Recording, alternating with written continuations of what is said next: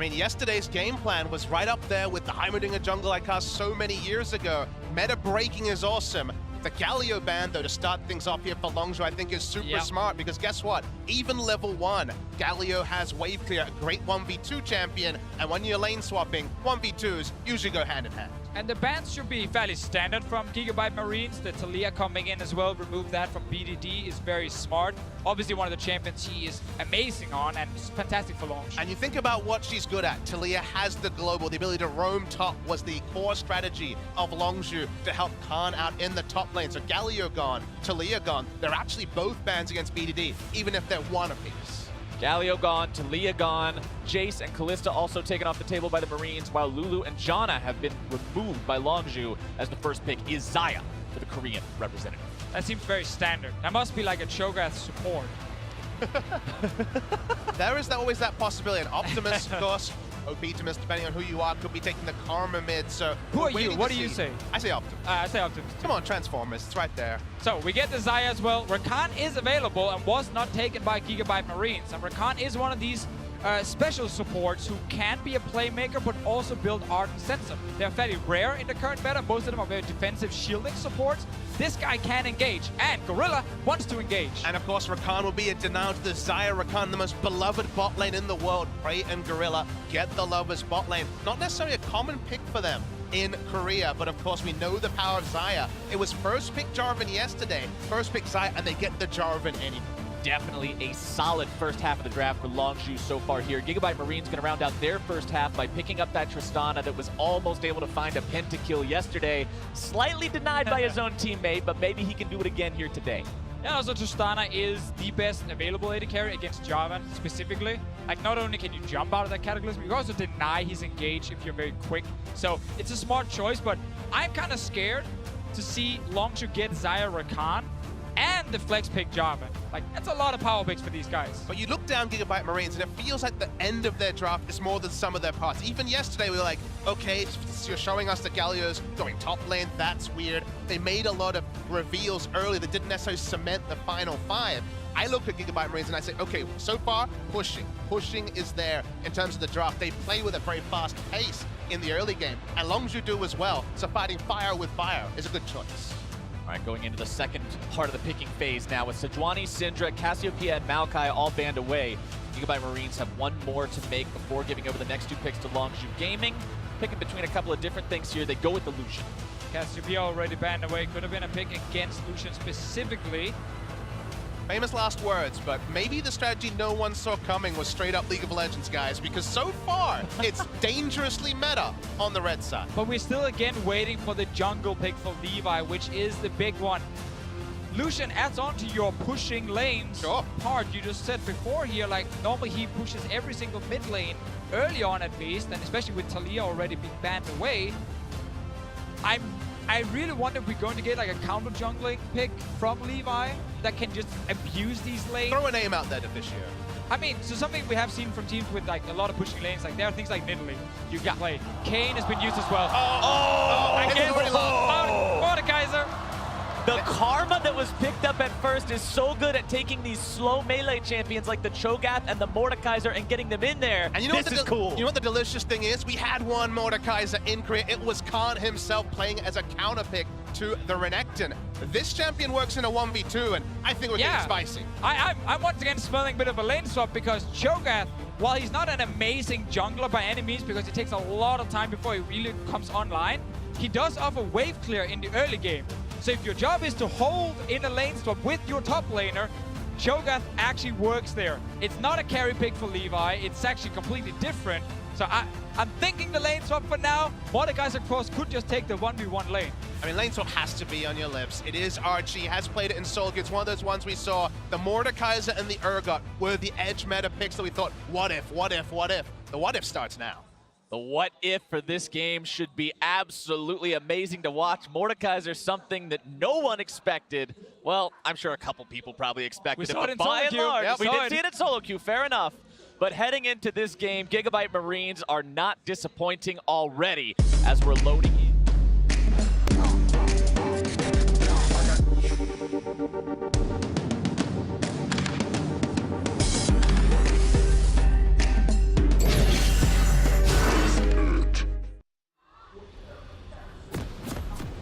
take to the stage. Only moments remain before the barriers go down on the summoning platforms, and everybody's out to see who will reign supreme between Longzhu, the current champions in Korea after winning the summer split, and the Gigabyte Marines.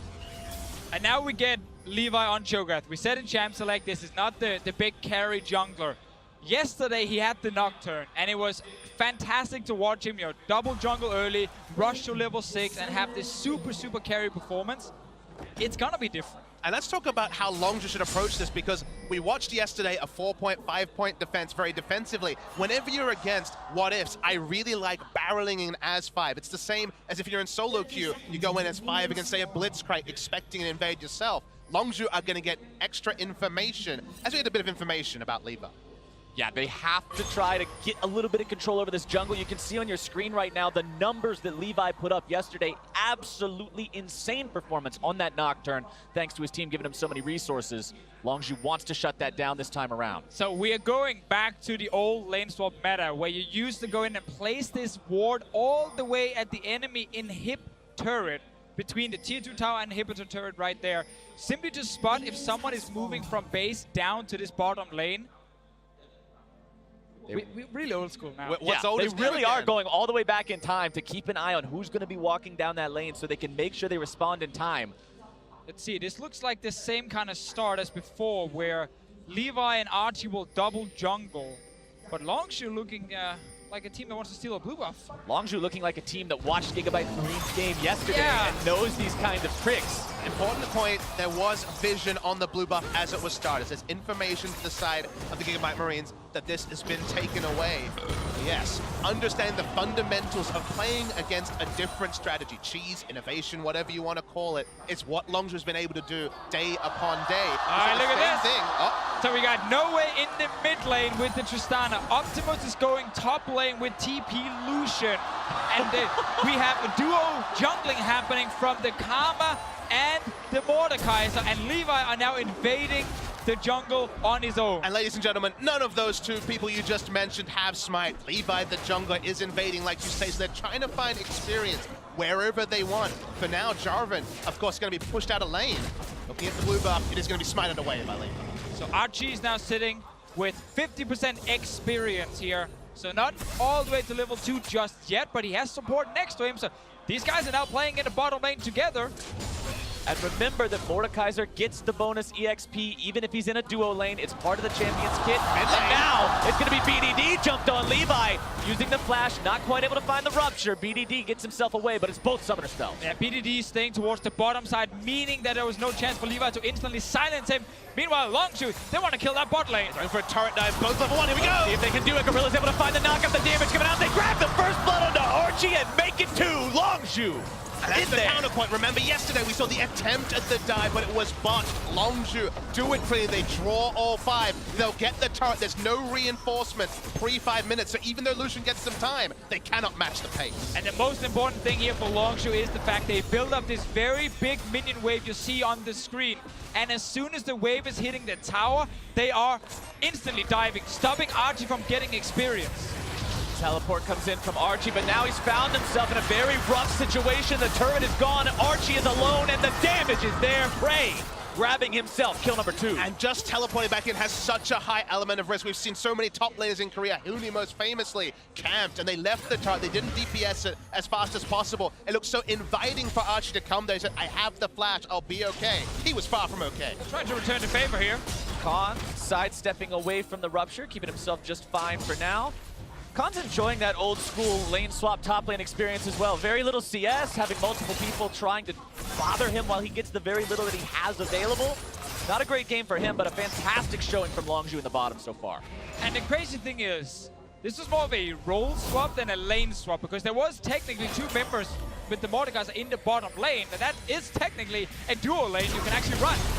Sadly for Gigabyte Marines, Longzhu understands that when there is a level 1 Mordekaiser who can't really get to the wave, you can just tower dive and kill it. And consider also that Jarvan went top, got enough experience for level 2, and that's when the teleport came in. He's level 2 Jarvan, not the level 1 Maokai with Sapling that we saw yesterday. Another crucial factor is we're now going to have a Mordekaiser who's probably going to be pretty slow to get the items going. One of Mordekaiser's big points is the ability to pick up the dragon, get the ghost of the dragon in there. They've already lost their bot lane turret, so Drake control is super difficult for Gigabyte Marines to bring back.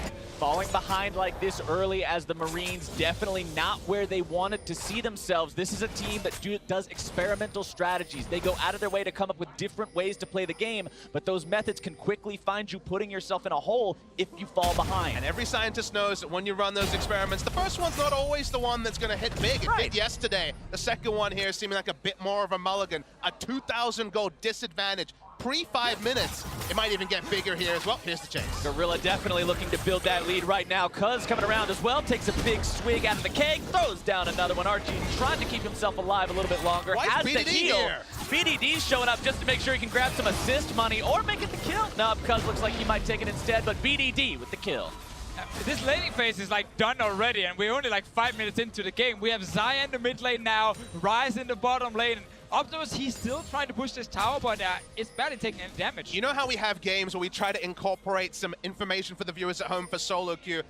No solo queue game has ever looked quite like this one. No. The laning phase, which can extend in solo queue, was completely absent here. We swapped around again and again. We have a 0-3 Mordekaiser. This has been a barn burn. And I gotta correct you there, Papa Smith, because I have had solo queue games with the Mordekaiser dying like 3-4 times in the early game, so I've seen some of this before. Also ended up in a loss for the Mordekaiser, and actually right now he's not looking like a guy who's about to win the game. Optimus with a nice flash away from the knock-up from Gorilla, who tries to come top to help alleviate some of this pressure onto Khan. Knocking that summoner spell off of the Lucian may open up opportunities here in the future. For now, it's still a Longzhu game, 4-0 over the Marines, 2,500 gold up.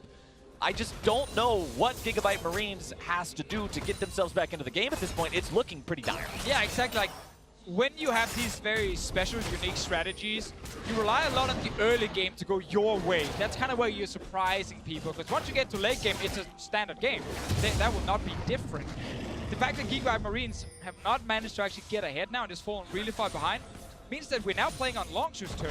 And there were a lot of criticisms about Fnatic yesterday, saying, oh, they were surprised by the lane swap. Sure, they're set up around the lane swap, seemed a bit late, but they seem to know what to do. Dive bot lane, try to punish the two members there. The extra variable we saw from Longzhu was them actually invading for those super deep wards, 2015, early 2016 style. That was kind of the capper. It gave them the extra information. They executed cleaner, and this could have been yesterday with Fnatic and Gigabyte Marines, but just ends up being Longzhu doing it better here and reaping the rewards. You've got to respect Longzhu for doing their homework on this one too, saying, hey, look, Gigabyte Marines, they like to play this really weird lane swap throwback. We need to be prepared for it. We need to get those I like to think that the coach has kept consistent notes for the last 3-4 years and just tabs back through, gets back to 2015. It's like, all right, okay. But you notice this, it happens with, say, when Evelynn comes back into the meta, people forget, wait, you can ward cants. It's not just control wards to go along to your sides. And the same thing rings true when the lane swap meta, which Gigabyte Marines solo are trying to bring back, explodes back into favor. It's nicely done there. As Optimus is here, but so's Levi. Oh, 2 versus 2, make it a 3 versus 2. Optimus now going to be the one who's caught out. Ignited, might be brought down here. Knockup going to be dodged away from, but Khan still got the dunk, grabbing himself the kill. Levi just going to have to back away. Cuz was there for the reinforcements. 5-0. Now the kill score. Things looking rough, Divicio. Yeah, we definitely see Longzhu with great decision-making here. Very quick on these calls, knowing exactly how to punish. And obviously some mechanical plays going in their favor. Right there, Optimus needs to be able to dodge the knock-up from the Jarvan if he wants to actually try and take this fight. Side to him, didn't happen, and that is one of the reasons he went down. Meanwhile, in the bottom lane, the Mordekaiser is farming. He is sitting with 6 CS, so it's not terrible in terms of their creep score, but 0-3 is kind of rough. The itemization is going to be interesting. I imagine Rylai's and then just situational is where he'll go. It's always kind of been the Mordekaiser item. Post-rework helps with the Ghost of the Drake that, okay, they're probably not set up to take. And now we see some damage bot lane and Gorilla's here again. I don't know how well this is going to end for Archie. Again, taking a lot of damage there from BDD, forced to back himself up. 0-3-0 on the Mordekaiser so far. I also love that Gorilla is like, I'm just going to go Moby Boots really early. This is clearly a game where the laning phase is done. I'm just going to move around as fast as possible, and he's in every single lane. Like, so this is a play from top here. Optimus needs to be able to dodge this knock-up here from Khan. Gets actually hit by it, so now he's stuck in place, taking even more damage. And he flashed from the previous gank, you'll remember, when he flashed with the culling up, so Khan dunks him down. Somehow this game has become a hodgepodge of something from every single season. I mean, the pure roaming from level 1 was kind of a season 1, season 2 strategy. Yeah, throwback to Heart of Gold and Philosopher's Stone. You buy the gold generation items and you walk around the map from level 2. Well, he's got the gold generation, he's got the fast boots, and yeah, trying to make plays wherever he goes. It's kind of a counterpoint to yesterday where he kind of had to sit in lane as Karma and die repeatedly. Also yesterday, Gigabyte Marines in that Fnatic game, like, they got so much gold. It was actually insane how quickly they managed to build up this huge lead in that game. At 15 minutes, at 28,000 gold. And the average, every other team doing that day was 23,600. So it was insane how quickly they took down towers, got kills, and then stacked up items, especially for the Nocturne and the Tristana. And that's kind of the takeaway here, is that's everything. That's even the minion kills, because the Tristana was free farming as well. So getting that much collected gold is just very difficult to do unless you really play around maximizing in the early game. Yeah, the reason we show this now is to kind of contrast it to this game being, well, Gigabyte Marines have not been able to get the same kind of start, are not going to be able to get the same amount of gold. And just look at the pace of the game right now. This isn't that high-powered, high-octane, super hectic type of style that Gigabyte Marines likes to just thrive in. This has been slowed down now by Longzhu to the point where they're in control. Gigabyte Marines doesn't feel as comfortable taking the driver's seat on this one, and it's just relaxed to a more comfortable pace. But remember that Longzhu, compared to their compatriots, are on the more aggressive side. They will not be giving up Rift Heralds for free if they can help it. Let's see what they can do about this one. Rift Herald already now been secured by the Gigabyte Marines, but they've once again found their way onto Archie, who's going to be bursted down. Prey grabbing a killing spree on that one. Realm Warp comes in. No way. Yes way. Nope, not quite. Making me a liar already. Gets himself out. No way he was going to die there. Staying safe. That was a bit on the nose position. I tried. Next time. All right. Thanks for calling me out, guys. As Archie was keeping it real dying, here. You'll get him next time, bud. As Archie was dying, Crucial Factory did pick up the Rift Herald. It could have gone and been unable to be picked up, was picked up there, so at least they have something to show for their day. Oh, the teleport. Here we go. Teleport coming in. Double TP. Longzhu immediately collapsing onto it. Archie looking to get himself out of the way. Harvesters of Sorrow keeps him alive for an extra second. Prey going to be going on a rampage. Into the back line goes the Cho'Gath, but now he's going to found himself isolated once again by him. Lonesome and deleted by the power of Cuz and the rest of Longzhu. The dunk comes in, the flashes are forced. Khan gets those summoner spells out as Longzhu takes a 2-0. Yeah, Gigabyte Marines at the moment, 5k gold down, not picked up a kill, not picked up a tower. We're actually looking at a potential perfect game for Longzhu. Bit of fine text there. They did pick up a Rift Herald. That was something. Does that count, really? Yes, it does for me. I'm into true perfection. I get Garciel's biased. What can I say? But for now, at least, on screen, it is a perfect game. As we're going to see the replay, and they really like completing teleports, what I'm learning about the Gigabyte Marines. When you TP flank as a 0-4 Mordekaiser and a Lucian, then you know you are trying really badly to force a team fight. Sadly for Archie, he just died instantly, as we've seen in this game a few times. Levi as well will go down. That is actually another thing to highlight about Gigabyte Marines' comp in this game. They don't really have engage. So if you are trying to play fast and trying to get back in the game by forcing big, skirmishes, you kind of need more engagement in your comp. So it's gonna be so difficult to really do anything. And Longzhu is looking to close out the game as fast as possible. And you mentioned Archie going in and just immediately dying. He's 0-5-0 on the Mordekaiser now. And we mentioned earlier how Khan was getting the short end of the stick in the lane swap situation. But if you compare these two top laners in this game, Khan's got 30 more CS. He's 1-0-3. He's got his Tabbies and he's got his Tiamat. While Archie has a completed pair of Mercury Treads and a garage sale of tier 1 starter items. This is nowhere near viable. I like calling it the random sampler, personally. The garage sale fits pretty well. The Rift Herald can be plopped down at some point. That's about the only thing you can cheer for as Gigabyte Marine fans. It's the most valuable item in his inventory. They know Levi's there because they have a ward towards the backside, but they'll continue creeping forward. For now, at least, like you say, the pace lowered a little bit, but the light at the end of the tunnel is definitely flickering for the Gigabyte Marines. Longzhu so in control of this game. You can see them moving up into enemy territory, setting down the wards so they can make the picks like this. Cuz a killing spree for himself now. Longzhu at the moment, kind of just trying to pick up whatever early towers they can. We got the top lane, one going down. Mid lane is still alive, but once you kill the top lane, you can push in that wave and move down to mid after and just put even more pressure. And Prey and Gorilla might win the fight. Prey and Gorilla so strong this game. 4-0 and 2, 0-0 and 9, 100% kill participation for Gorilla on the support. As Archie pops the Rift Herald in the bottom lane, looking to get something out of this. Khan will show up, seeing if maybe he can do something about this, while Prey fights for the Raptors up in his own side of the jungle. Gorilla being forced to use the flash as well. And I want to update real quick, because we mentioned earlier, last time we saw the Gigabyte Marines, day number 1 yesterday, 15 minutes into the game, they had 28,000 gold. Today, they have 20,000. That's 8,000 less than day 1, 3,000 less than the average. It's Longzhu sitting above the average today with almost 28,000 here at 15 minutes. Ton of gold on every single member here. And ready to take whatever fight they want, because every single champion on their side is just stronger. And there's no completed items really to speak of. The Gigabyte Marines, I guess a Cinder Hulk is really all you're talking about. Does that really count? You're going to have to start looking and being half-truths and trying to make things look good for Gigabyte Marines, because Cunningham's been through a bit of a horror movie here for them. Haven't lost all their structures yet, but haven't claimed any of their own. It's a good positive, you know. Haven't lost the tower yet. I'm reaching, Deficio.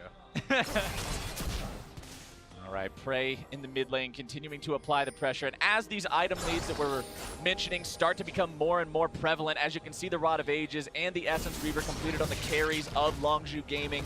As those advantages are built, Longzhu is going to get more aggressive, like you talked about, Papa Smithy. This team will eventually say it's time to pull the trigger, and when that time comes, Gigabyte Marines will be in trouble. Absolutely, and you know, coming back to what Deficio was saying, okay, they don't have engage, so what does Gigabyte Marines comp do? They're really good if they get that Drake, if they set up for a siege with a dragon with double AD carry, Karma poke, and movement speed, Cho'Gath to poke around, that works, but okay, you need gold to do that. They certainly don't have that. The other problem is you need the vision as well, Deficio. You need to be able to ward your side. Right now, they have lit up, Longzhu I'm speaking about, the red side jungle, and there's just no way to set up for any sort of siege on the side of Gigabyte Marines. Exactly, because before you can even get the vision, you got to be able to push out your lanes. And then Gorilla could be there with a stun. Be there. Anyone can honestly be there from Longzhu's side. They have so much engage with their team here and so much damage at this point in the game. So every single step you need to take before you can actually secure this objective for the Mordekaiser is unavailable for Gigabyte Marines in this game. They can't even push the lanes out. And talking about Gorilla and what Gorilla has done this game, an interesting point that I've noticed, and it goes back to a bit of what you were talking about in Champion Select Officio, the Ardent Sensor possibility on Rakan. And we know that Karma's a champion that uses the item as well, but just because this game has been so unorthodox and everything has been so upside down, neither one of these champions have found it appropriate to rush that item. I love that observation, because the laning phase ended pre-5 minutes, you're going to pick up the Moby Boots and be able to roam and get the kills. It's 100% kill participation. Secret Agent Gorilla at 009. But the value of a Sightstone when the laning phase is over super early is actually really, really high, because you don't have the minions giving you all the information. There was actually a lot of incomplete information, and Sightstone trumps the Ardent Sensor. 9-0. Longzhu Gaming with an 8,000 gold lead, 18 minutes into the game. Levi seeing if he can grab a Rupture onto the bottom lane of Longzhu, but they've both got quick enough feet to just walk right out of the way of that one. No fear on these guys just because of how far ahead they are. Even if you don't have the flash up on Gorilla, you're not really worried at this point. Prey's got everything. I just don't see a world where they're able to be pushed back at all. I mean, you kind of look at the map, and usually you want to draw a diagonal line where one team owns a side. Right now, the diagonal line maybe includes minions pushing into the secondary turrets. It certainly doesn't include either side of the jungle for the Gigabyte Marines, so they're being starved out, even though Longzhu's doing nothing fancy. But don't worry, Papa Smithy, because Archie finally has an Amp Tome, so he's getting closer to a real item. He's sitting on 1,800 gold. He's going to get a Rylai's when he goes back to base. He's on his way. This is their first crucial power spike for Archie. He's walking to it as well. He's actually walking on it. Taking his time. I'm getting there eventually. If you haven't gotten it yet, you can definitely spare a few more seconds. Well, he finally gets it. 19 minutes into the game, the Mordekaiser has his first non-boots item completed. Maybe that'll make him a little bit better off, but he's still got one hell of a mountain to climb if he wants to stand toe-to-toe. As the viewers can hear, we are trying very hard to find the positives here for Archie specifically on this Mordekaiser. Usually glass half full play-by-play or an us isn't followed by rip-snorting laughter, but that's where we're at right now. Sorry, guys. At this point in time, you've just got to laugh through the pain if you're Gigabyte Marines, because things have just gone from bad to worse. Now they lose their 5th turret of the game. They're down 10,000 gold, and Baron will be live in 25 seconds. And this, of course, is what will happen if you are like a boom or bust team who is trying to have these new strategies that no one else is using. Some of them might work, some of them will definitely not work. And in this game here, well, Longzhu are just too good of a team to actually get too surprised, and Prey might go down. Prey with a nice flash over the wall to keep himself safe. The root comes out, but the shutdown still comes through for No Way, getting Gigabyte Marines on the board. There you go. Everything starts with one. Now. It all starts with one, Deficio, but now the comeback to the comeback as Levi finds himself rooted up and bursted down. Can't quite take Khan with him. BDD still looking to grab some more damage. Optimus thinks the TP in as BDD a bit too far forward. Going to be forced to flash away. Archie chasing after him. Harvesters of Sorrow on, but the duck comes out. Optimus gets taken down, and BDD goes on a killing spree. The root onto Archie. Rylai's isn't gonna do a thing. 0-6 as Longzhu goes up to 12. And this is what 11,000 gold lead at 20 minutes looks like. You have so many items that Prey going down is by no means an abortion of any of this aggression. They turn onto the Baron, 20 minutes 30. It's not gonna be a contest for Gigabyte Marines. Longzhu knows this is pretty much free money. They're doing pretty much nothing to secure the back end of the pit because they know that they don't have to worry about it. The whole jungle is warded. They've done the proper steps to prepare.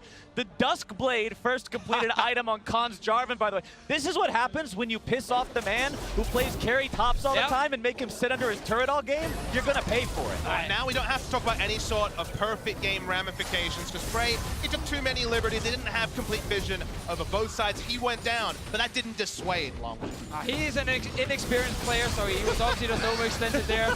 Happens for the rookies. Let's see in this fight. Gigabyte Marines, after the 1 kill onto Prey, kind of ran out of cooldowns. And while Archie did actually join with that crazy Rylai Scepter here, he's not really able to deal enough damage, and Khan with that Duskblade, he's in top lane now. Yeah, Optimus is feeling exactly what that Duskblade is for. Killing spree there for Khan as he gets the solo kill onto his opponent. 3, 0, and 5 on this J4. By the way, those are the ingredients to a Ghostblade now as the next item he completes. He's not worried about anything else, just that lethality. That's straight 100 to 0 from the burst. Of course, if you get the first item with lethality, you gotta get the second one as well. The enemy team is not exactly stacking a lot of armor at this point in the game. And at the end of the day, it's Cho'Gath in the jungle. He's not going to hit the super tank we see from top lane anytime soon. No.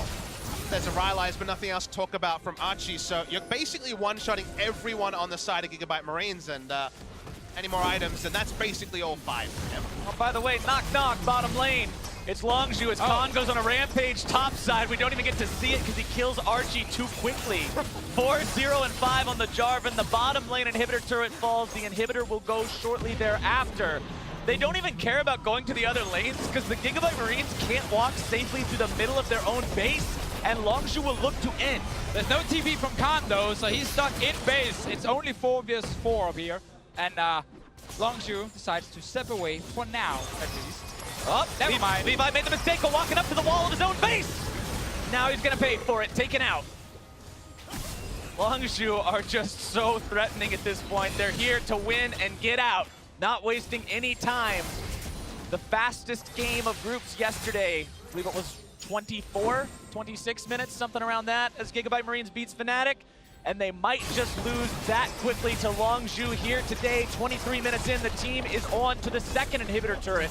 No contest on that one. Second inhibitor probably won't tell a different story. Baron up minions now in the bottom lane. 1 minute left on Baron buff. Longzhu 5 men strong. Looking to end for real this time. Archie, the flash will keep him alive for now. Losing a good chunk of his HP though. Nexus turret number 1 gone. Number 2 quickly going to be telling the same story. No Way has to jump out of the way as Archie is rooted and taken down. The damage coming in from Khan. Levi, the next target, not quite going to be hit by the knockup. But Longzhu has their sights set on the remaining members. Gorilla finally falls to Levi.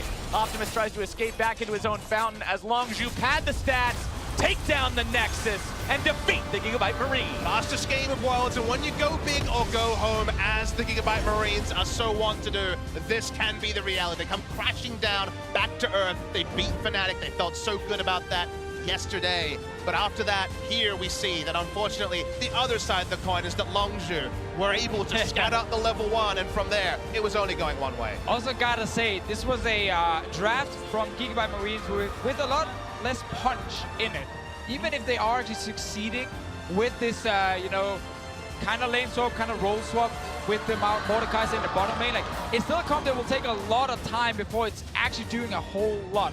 Yesterday with the Fnatic game, we had a draft from Gigabyte Marines where there was a lot of power instantly as soon as you hit level 6 with that Nocturne, which happened so early, and they could start really making plays.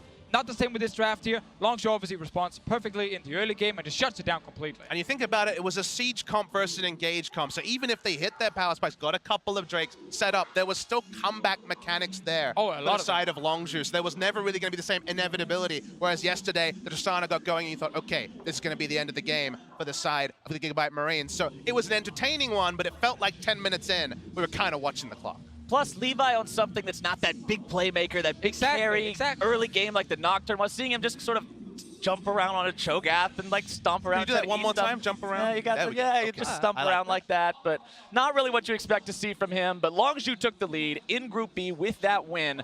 Here's Dash and the analyst to break down exactly how it happened. Thank you very much, Captain Flowers. I want a Captain Flowers Cho'Gath skin now. Just going to throw that one out there. But Longzhu with the fastest game of group stages so far, 24-12 total game time here over the Gigabyte Marines. But at the end of the day, hey, look, the Gigabyte Marines, they delivered on their promise that they're going to keep bringing out new strategies, new picks, and throw curveballs at other teams. But Longzhu, not one to be thrown by any of those curveballs.